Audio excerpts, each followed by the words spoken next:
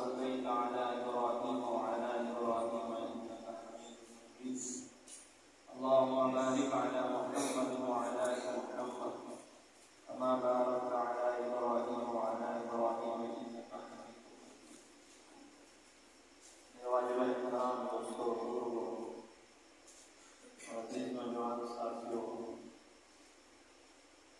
اللہ جل جلالہ و کہ ہاں اس انسان کو دینے کے اور عطا کرنے کے بہت سے اللہ پاک نے بہانے اور مواقع سے انسان کو نصیب کرا۔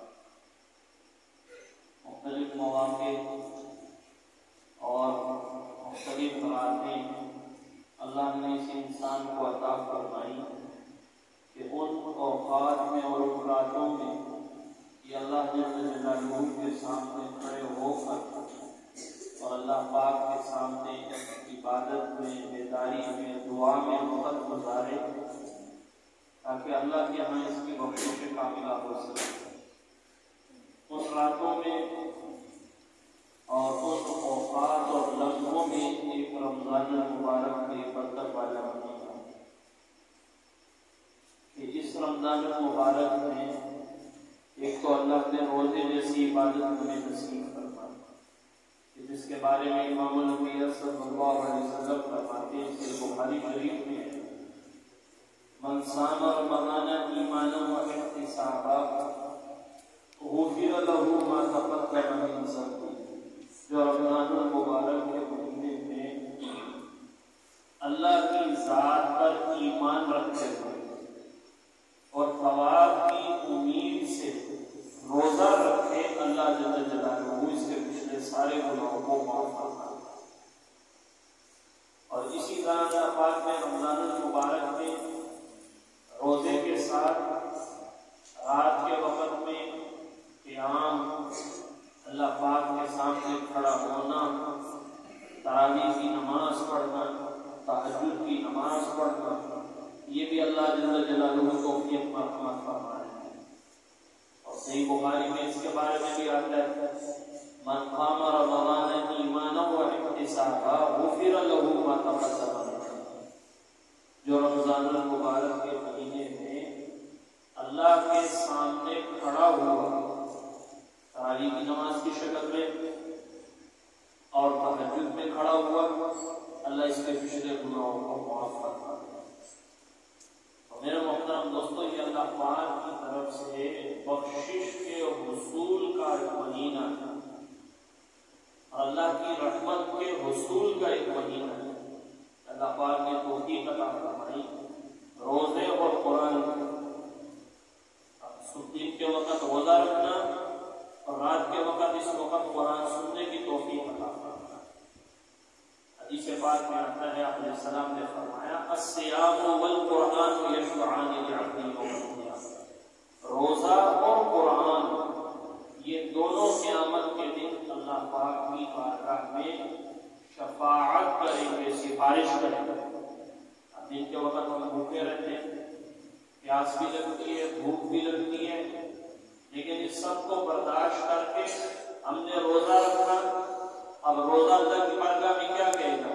رب انی منعتہ عن الاکل والشرب، یا اللہ میں نے اس کو کھانے سے روکا، اس کو پینے سے روکا، فشفعنی فیہ، یا اللہ میری شفاعت اس کے حق میں قبول فرما۔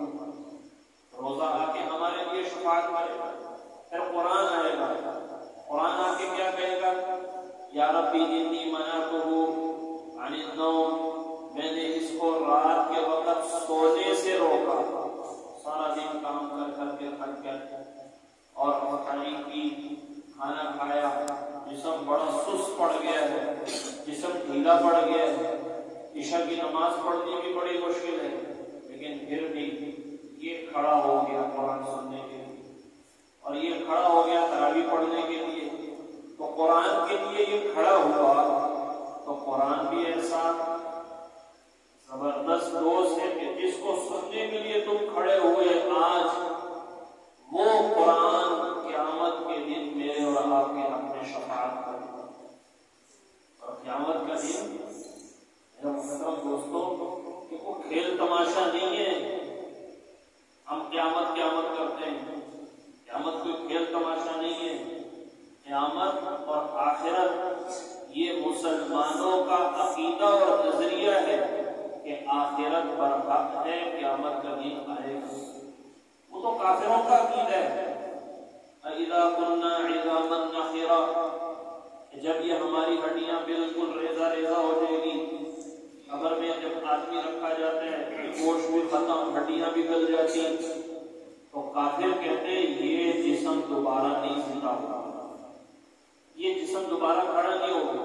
ہم مسلمانوں کا کیا عقیدہ ہے کہ نہیں, اللہ جل جلالہ جس طرح اللہ نے ماں کے پیٹ میں ایک ناپاک قطرے کو اللہ نے خون سے بدلا, پھر اس خون کے قطرے کو اللہ نے گوشت میں بدلا, پھر گوشت کو اللہ نے چھوٹے چھوٹے اعضاء میں بدلا, پھر ہڈیاں لگائی, پھر گوشت کے اوپر اللہ نے کھال چڑھائی, پھر اس کے اوپر اللہ نے بال لگائے, پھر اس کے اندر اللہ نے روح پھونکی, اور یہ ماں کے پیٹ میں بنتا بنتا بنتا اس دنیا کے پیٹ میں آیا. پھر اللہ نے اس کو بڑا کیا, پھر یہ بچہ تھا, چلنے لگا, بھاگنے لگا, پھر یہ جوان ہوا, پھر یہ بوڑھا. جس طرح اللہ دنیا کے اندر آنے کے لیے اس بچے کے وجود کو ماں کے پیٹ میں بناتے ہیں, اللہ اس طرح اس انسان کی ہڈیوں کو اکٹھا کرے گا, ساری ہڈیوں کو جوڑے گا, اس پہ اللہ گوشت چڑھائیں گے, اور اس پہ کھال لگے گی, اور اس پہ بال لگیں گے, اور اللہ اس انسان کو دوبارہ وجود بخشے گا, دوبارہ وجود بخشے گا. قرآن پاک میں اللہ نے ہمیں سورہ بقرہ میں واقعات بتائے, مرنے کے بعد دوبارہ زندہ ہونے کے واقعات لکھے. ایک واقعہ, موسیٰ علیہ السلام اپنی قوم کو کہا کہ مجھے اللہ نے کتاب دی اور مجھ سے اللہ پاک نے باتیں بھی کی. ان کا موسیٰ ہم نہیں مانتے, ہم جا کر جب تک خود اپنے کانوں سے نہیں سنیں گے کہ اللہ فرما رہے ہیں کہ یہ میرا نبی اور یہ کتاب ہے, پھر ہم مانیں گے. موسیٰ علیہ السلام تفسیروں میں آتا ہے 70 بندوں کو لے کے کوہ طور پر چلے گئے. اللہ جل جلالہ نے ان سے فرمایا کہ یہ میرا پیغمبر ہے, موسیٰ اور کتاب ہے. انہوں نے کہا, کیا کہا, اللہ کے موسیٰ یہ اللہ پاک کی آواز نہیں ہے, تو ایسے بادلوں سے آواز نکل رہی ہے. اللہ نے سب پر موت ڈالی, سارے مر گئے اسی وقت. اب جب مر گئے تو موسیٰ علیہ السلام نے چشمے منرا چشمے تورا دیگرے, بھائی میری طرف دیکھو, اور جو ادھر رکھے, آنے والے آئیں گے, آپ میری طرف دیکھو. اور موسیٰ علیہ السلام نے دعا کی کہ اللہ یہ تو 70 بندے مر گئے, اور میں جاؤں گا تو قوم کہے گی کہ ہمارے بندے مروا دیے.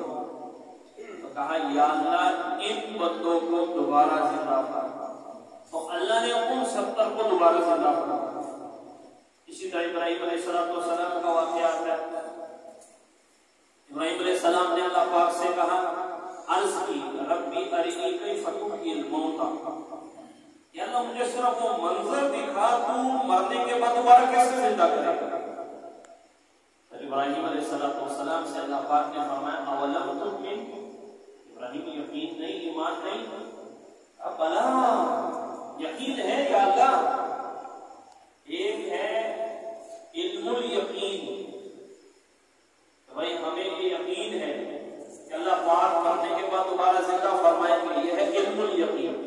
ابراہیم علیہ السلام کو یہ علم الیقین تھا, لیکن وہ عین الیقین چاہتے تھے. عین الیقین کا مطلب آنکھوں سے دیکھنا چاہتے تھے کہ اللہ مجھے صرف وہ منظر دکھا دے, باقی یقین میرا پورا ہے. ولکن لیطمئن قلبی, اطمینان قلب اور ہو جائے. اللہ پاک نے فرمایا پرندے دے, 4 پرندے ابراہیم علیہ السلام نے, کوا, کبوتر, مور, مرغ. 2 کاف سے شروع ہوتے ہیں, 2 میم سے شروع ہوتے ہیں. کوا, کبوتر, مور, مرغ, یہ چاروں لیے. ابراہیم علیہ السلام سے کہا ان کے گلے کاٹ کر سب, کوے کا گلا کاٹ کے رکھ دیا, کبوتر کا گلا کاٹ کے رکھ دیا, مور کا گلا کاٹ کے رکھ دیا, مرغی کا گلا کاٹ کے رکھ دیا. اب چاروں کو اکٹھا کرو, خیمہ کے واسطے. اب چاروں کو قیمہ کر کے ایسے مکس کر کے سب کے اجزاء مکس ہو گئے. اب اس کو پہاڑوں کے اوپر رکھو. اب وہاں ایک مطلب 4 کلو بن گیا. 1 کلو ادھر، 1 کلو ادھر، 1 کلو ادھر، 1 کلو ادھر، ایسے 4 جگہوں پہ وہ گوشت تقسیم کر دیا. کہاں سے ایک کو پکڑو، ادھر سے کوے کی گردن پکڑی، آواز لگاؤ کوا.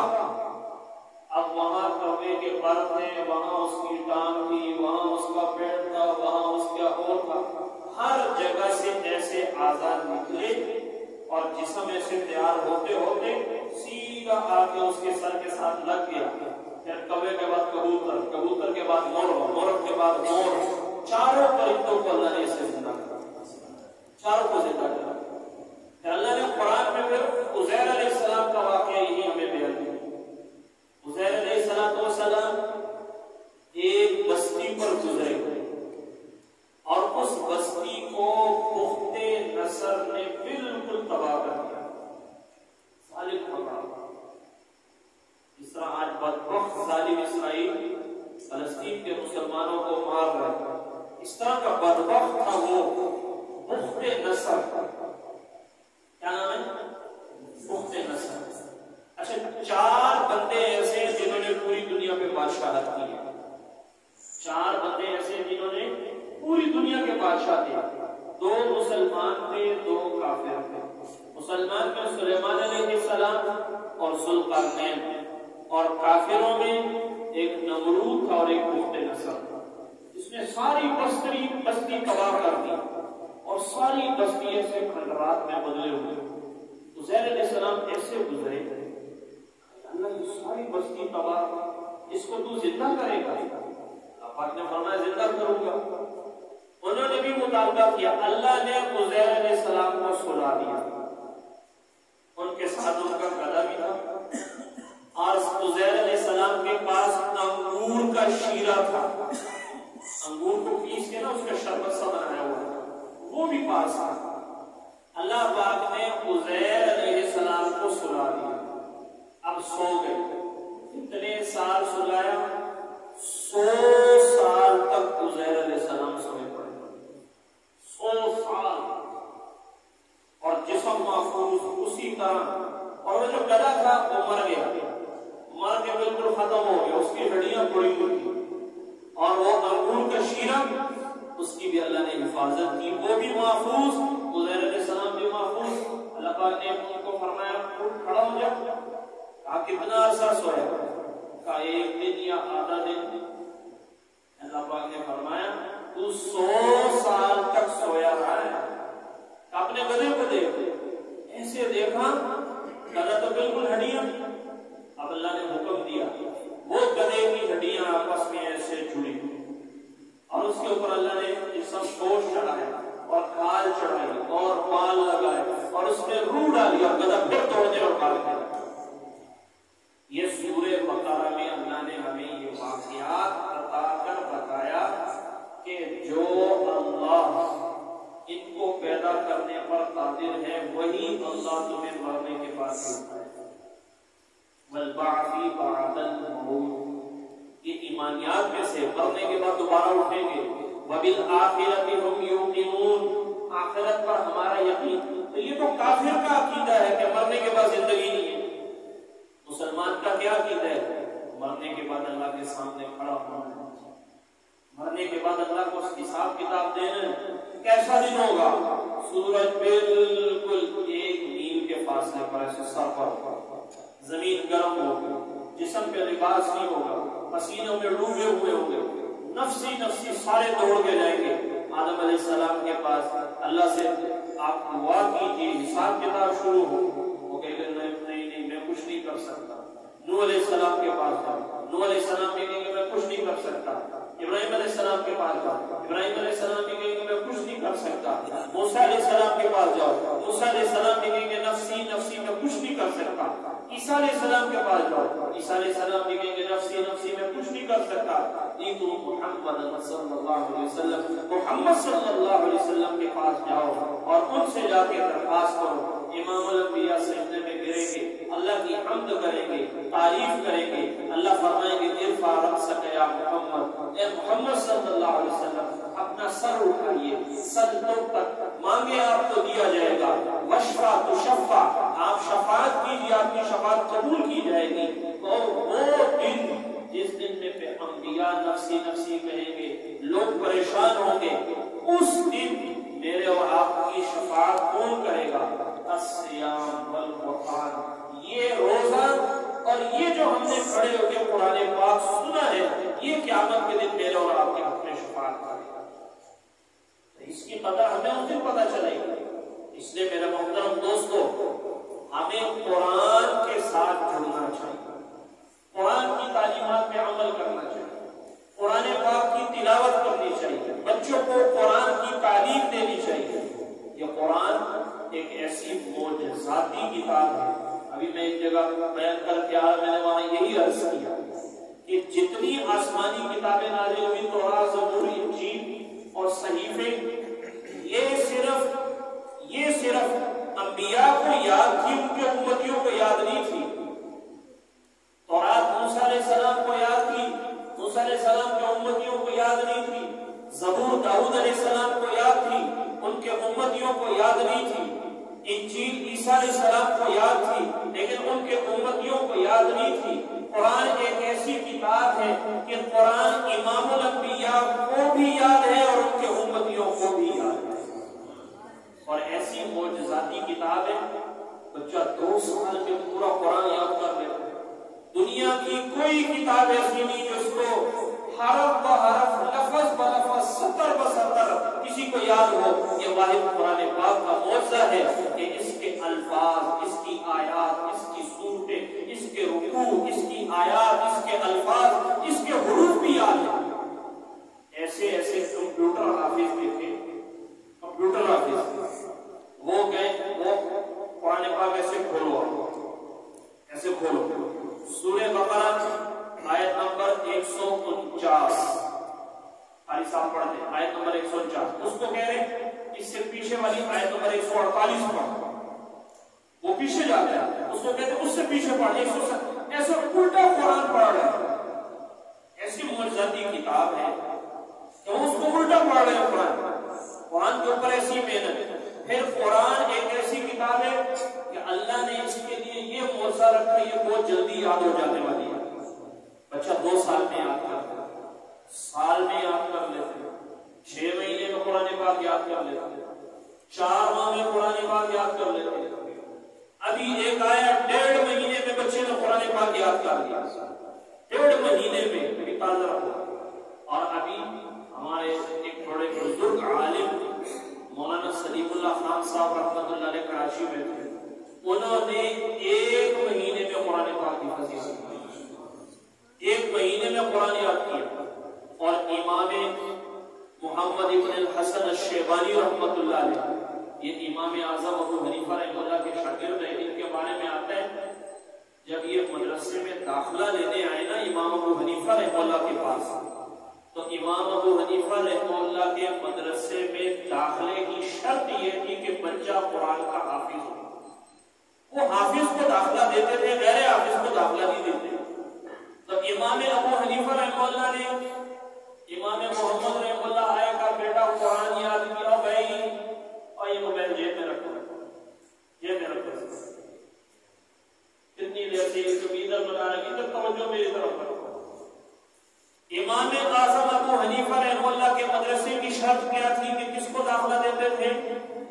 حافظ کو داخلہ دیتے تھے۔ امام محمد رحمہ اللہ آئے داخلہ لینے، اب بیٹا ہمارے مدرسے میں داخلے کی شرط یہ کہ بچہ حافظ ہو، تجھے حفظ کیا ہے؟ جی میں نے تو حفظ نہیں کیا، بھائی ہم آپ کو داخلہ نہیں دے سکتے۔ وہ چلے گئے، 1 دن 2 دن 5 دن 7 دن 1 ہفتے کے بعد آ گئے اور آگے کہا جی مجھے داخلہ دے دو۔ امام ابو حنیفہ رحمہ اللہ دیکھے گا بچے بیٹے ہم نے آپ کو 1 ہفتے پہلے بھی یہ کہا تھا کہ ہمارے ہاں داخلے کی شرط یہ کہ بچہ کیا ہو، قرآن کا حافظ ہو۔ تو امام محمد رحمہ اللہ نے فرمایا، عرض کی کہ حضرت مجھے پتہ ہے یہی شرط ہے، میں نے جا کے حفظ شروع کیا، 7 دن میں قرآن یاد کر کے آ گیا، 7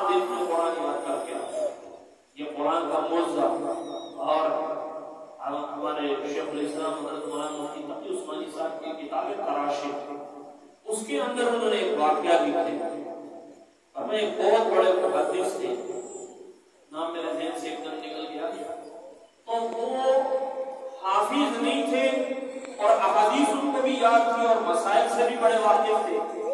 تو ان کے چچا نے کہا کہ وہ تجھے حدیثیں بڑی آتی ہیں اور تمہیں مسائل بڑے یاد ہیں، لیکن تجھے قرآن یاد نہیں کیا، قرآن تمہیں یاد نہیں کیا۔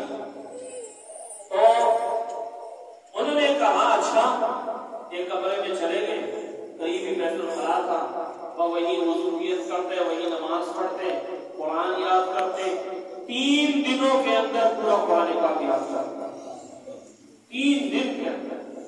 قرآن ایسی معجزاتی کتاب ہے، تو بھائی ہم قرآن پاک کو پڑھیں، اس کے ہمارے اوپر حق ہے۔ نمبر 1 قرآن پر ایمان لانا، نمبر 2 قرآن پاک کی تلاوت کرنا، نمبر 3 قرآن پاک میں جو احکامات ہیں اس پر عمل کرنا، اور قرآن کا ایک حکم ہے، اس کو عرض کر کے بات ختم کرتا ہوں کہ قرآن پاک میں اللہ نے بے شمار ہمیں احکامات ہمارے لیے نازل فرمائے، اور علماء نے اس پر مستقل کتابیں لکھی، احکام القرآن۔ ایک حکم قرآن میں ہے، بڑا حکم، جو امیر کے لیے بھی ہے، غریب کے لیے بھی ہے، مرد کے لیے بھی ہے، عورت کے لیے بھی ہے، شہر والے کے لیے بھی ہے، دیہات والے کے لیے بھی ہے، ہر بالغ مسلمان مرد عورت کے لیے وہ حکم ہے۔ وہ حکم کیا ہے؟ نماز کا۔ کون سا حکم ہے؟ زکات کس پر فرض ہے؟ مالدار پر۔ اور حج کس پر فرض ہے؟ مالدار پر۔ روزہ سال کے بعد آتا ہے، وہ بھی بالغ مرد عورت پر فرض ہے، سال بعد ہے، لیکن نماز روزانہ کی عبادت ہے، اور یہ حکم اللہ نے قرآن پاک میں 1 دفعہ نہیں، 5 دفعہ نہیں، 10 دفعہ نہیں، 100 دفعہ نہیں، 400 دفعہ نہیں، 500 دفعہ نہیں، 600 نہیں، 750 کے قریب اللہ نے قرآن پاک میں فرمایا نماز پڑھو، نماز پڑھو۔ اب ہم ایک مثال سے آپ کو سمجھاتا ہوں۔ قاری صاحب ایک بچے کو کہتے ہیں بھائی تم نے سبق یاد کرنا ہے، بچہ جاتا ہے، اگلے دن آتا ہے سبق نہیں یاد ہوتا، پھر قاری صاحب اس کو سمجھاتے ہیں بیٹا سبق یاد کرو، وہ پھر جاتا ہے سبق یاد نہیں کرتا، کھیلتا ہے، اگلے دن آتا ہے قاری صاحب کہتے ہیں سبق سناؤ، اس کو یاد نہیں ہے، تیسرے دن پھر آتا ہے، قاری صاحب کا صبر ختم ہو جائے گا، تیسرے دن کیا کرے گا؟ پڑھ لے گا، مارے گا، سبق نہیں آتی۔ حاجی صاحب ہے، ان کا ایک بیٹا ہے، چھوٹا بیٹا ہے، کہتے بیٹا یہ کام کرو، اب وہ بیٹا کام اگر نہیں کرتا تو وہ جب آتے ہیں تو حاجی صاحب خود نے کام کیے ہیں، وہ کہتے نہیں یہ صبر کرتا، پھر کہتے بیٹا یہ کام کرنے اب تم نے آج نہیں کیا تو اب تم نے کرنے۔ اب جب وہ دوسرے دن آتے ہیں، اب حاجی صاحب پوچھے وہ کام کیا، بیٹا ہاتھ سے کہتے ہیں اوہو میں تو کھیل رہا تھا مجھے بھول گیا، ان پہ صبر ہوگا، یہ پھر دوسرے دن بھی صبر کرنا، پھر کہیں گے بیٹا اب تم نے یہ کام کرنا ہے، تھوڑا سا غصے میں کہہ رہے یہ کام تم نے کر دیا، اور وہ پھر بیٹا جاتا ہے، کھیل کود کے آ جاتا ہے، وہ کام نہیں کرتا، حاجی سے وہ سوچ سکے اب کیا کرے گا؟ مارے گا اس کو۔ بھائی استاذ کا حکم شاگرد تیسری دفعہ نہ مانے، چھٹی بند کر دیتے ہیں،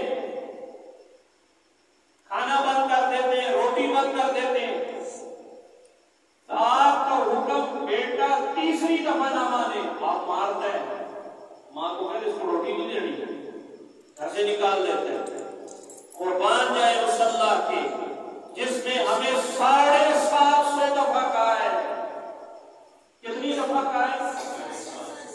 بھائی ہم نے اپنے اللہ کو استاد سے بھی کمزور سمجھتے، اور سے بھی کمزور، وہ ہمیں 750 دفعہ قرآن میں کہہ رہا ہے نماز پڑھو، نماز پڑھو، نماز پڑھو، ہم نہیں پڑھتے۔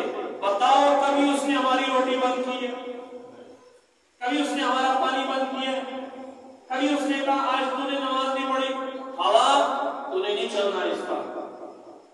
نہ اس نے کھانا بند کیا، نہ ہماری روٹی بند کی، نہ ہمارا پانی بند کیا، نہ سانس بند کیا، نہ آنکھوں کو کہا کہ اب دیکھنا نہیں ہے کیونکہ یہ نماز نہیں پڑھتا، نہ کانوں کو کبھی کہا کہ یہ نماز نہیں پڑھتا، سننے کی طاقت ختم۔ اسی طرح اللہ نعمتیں دے رہے ہیں، اور حکم ہمیں کتنی دفعہ کیا ہے؟ 750 دفعہ۔ بھائی جتنے بھائی یہاں بیٹھے سب یہ نیت کریں انشاءاللہ نماز نہیں چھوڑیں، اور تو نیت کرتے ہیں، پکی نیت کرتے ہیں انشاءاللہ ہم نے نماز نہیں چھوڑنی، کسی حالت میں نہیں چھوڑنی۔ یقین جانے نماز کا آپ اہتمام کریں، جسم میں برکت، گھر میں برکت، خیر و برکتیں ہوگی، اللہ خوشیاں نصیب فرمائیں گے، رزق کے دروازے کھولیں گے۔ اللہ پاک نے قرآن پاک میں اپنے حبیب صلی اللہ علیہ وسلم سے کیا فرمایا؟ وَأْمُرْ أَهْلَكَ بِالصَّلَاةِ، آگے کیا ہے؟ وَاسْتَبِرْ عَلَيْهَا، فرمایا اپنے گھر والوں کو نماز کا حکم کرو، خود بھی اس کے پابند رہو، ہم تمہیں رزق دیں گے، رزق ہم تمہیں دیں گے، رزق کا وعدہ اللہ نے کیا۔ تو بھائی ہم یہ نیت کر رہے ہیں انشاءاللہ، جیسے رمضان میں نماز پڑھتے ہیں غیر رمضان میں بھی پڑھیں، جیسے رمضان میں قرآن پڑھتے ہیں غیر رمضان میں بھی قرآن پڑھیں، جیسے رمضان میں مسجد میں آتے ہیں غیر رمضان میں بھی مسجد میں جائیں گے، جیسے رمضان میں اللہ کا ذکر کرتے ہیں غیر رمضان میں بھی اللہ کا ذکر کریں گے، جیسے رمضان میں سر پہ ٹوپی، غیر رمضان میں شیطان پہلے ٹوپی اتروائے گا، پھر آہستہ آہستہ آپ کی ایک رکعت چھوٹے گی، پھر 2 چھوٹے گی، پھر 3 چھوٹے گی، پھر 4، پھر آہستہ آہستہ جمعہ، پھر فجر بھی گئی، پھر عشاء بھی گئی، فجر نیند میں، عشاء دوستوں کے ساتھ، اور دوپہر ظہر اثر کبھی پڑھ لی کبھی نہ پڑھ لی۔ نہیں، یہ دین اور شریعت ہماری صرف رمضان کے لیے نہیں ہے۔ رمضان میں مسجد پڑھ لی، اور پھر فجر میں بھی مسجد عید والے دن پڑھ گئی، اور عید کے دن چاروں چھتیں پڑھ گئی، اور پھر ظہر میں ایک ساتھ پڑھ گئی، عید والے دن ظہر میں 1-2 ساتھ پڑھ، اور بس ہم نے جمعہ پڑھ لیا، عید پڑھ لی، رمضان میں آگے بس نہیں، ہم نیت کریں انشاءاللہ نماز کے اہتمام کریں۔ اللہ پاک مجھے اور آپ کو